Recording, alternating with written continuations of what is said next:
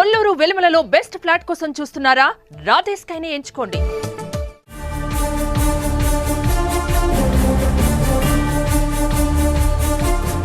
ఈ మధ్య కాలంలో ప్రేమలు, పెళ్లిళ్ళు, కులం, మతం చూసుకోవడం లేదు.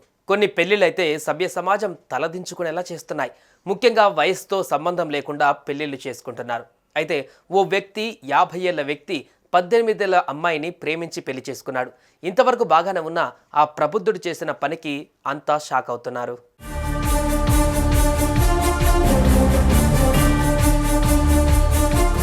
కర్ణాటకలోని హుబ్లీకి చెందిన ప్రకాష్ అనే 50 ఏళ్ల వ్యక్తి అదే ప్రాంతానికి చెందిన బాలికను ప్రేమించాడు. ఆ విషయం ఆమెకు చెబితే ఆమె కూడా ఓకే చెప్పింది.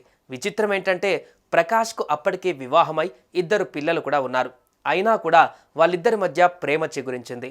అలా ఓ 2 ఏళ్ల పాటు వీరి ప్రేమ వ్యవహారం సాగింది.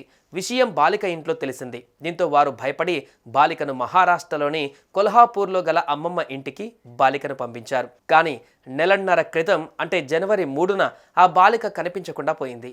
దీంతో బాలిక తల్లిదండ్రులు ఇది ప్రకాష్ పనే అయి ఉంటుందని పోలీసులకు ఫిర్యాదు చేశారు.